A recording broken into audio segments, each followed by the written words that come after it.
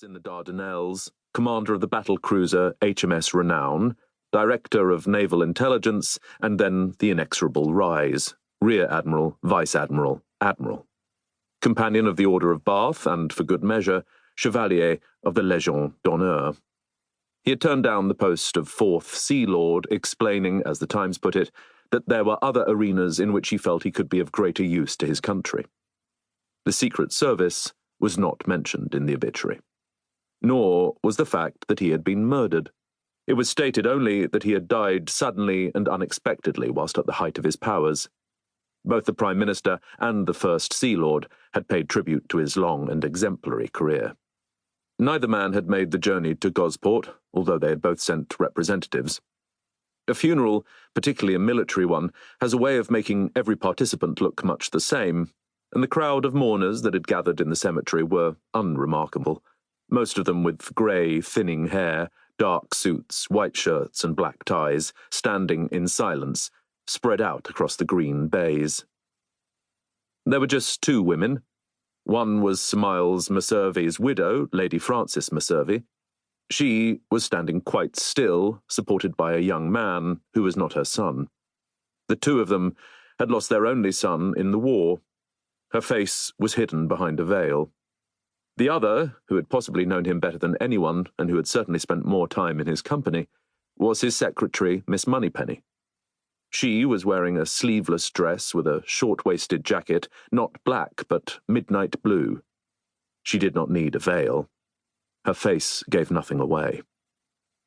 Had any journalists been allowed anywhere near the cemetery, they might have been interested in the man with the look and the deportment of a professional butler, standing next to the grave with a single black rose in his gloved hands.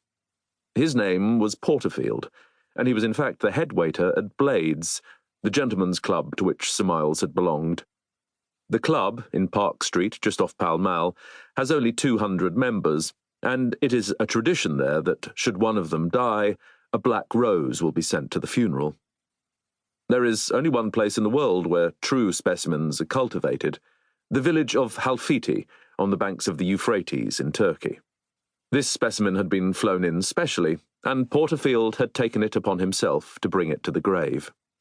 He'd always had a fondness for the Admiral. He'd wanted to show his personal respects. As the hearse had begun its journey from the hospital, two late arrivals had reached the entrance to the cemetery and had fallen into step. The two men, similarly aged and identically dressed, would have been indistinguishable to anyone who did not know them, although they came from very different worlds. One was an eminent neurologist, the recipient of a Nobel Prize for his work on psychosomatic disorders. The other was Permanent Secretary at the Ministry of Defence. It was this man, Sir Charles Massenger, who spoke first as they made their way towards the open grave. "So what exactly happened?" he demanded. There had been no greeting, no expression of condolence. The other man seemed surprised by the question. His name was Sir James Maloney, and he was something of a rarity in that he'd actually had a close personal relationship with the deceased. He had also been the first person to arrive at the scene of the crime, and it had fallen on him to pronounce his old friend dead. "It seems that the Russians managed to turn one of his own men against him," he said. "I'm sure you've heard all the hoo-ha about new brainwashing techniques coming out of Korea. I'm afraid I'd always taken it with a pinch of salt, the idea that you can get into someone's head. It's the stuff of John Buchan and Georges du Maurier. At least that's what I thought. Clearly I was wrong." "I know what happened," the Permanent Secretary snapped. "I have read the file. What I was asking was, how was he able to get away with it?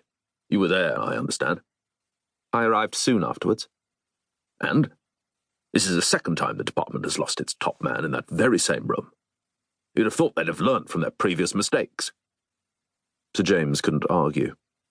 M had only been appointed head of the Secret Service when his predecessor had been shot with a single bullet between the eyes. "There's not very much I can tell you," he said. "The weapon used was a bulb-shaped pistol loaded with cyanide. Only the Russians could come up with a contraption like that. M had taken precautions, bulletproof screens and that sort of thing, but clearly they didn't work." "And the man who killed him? He was one of our own?" It wasn't a question, it was an expression of contempt. "James Bond."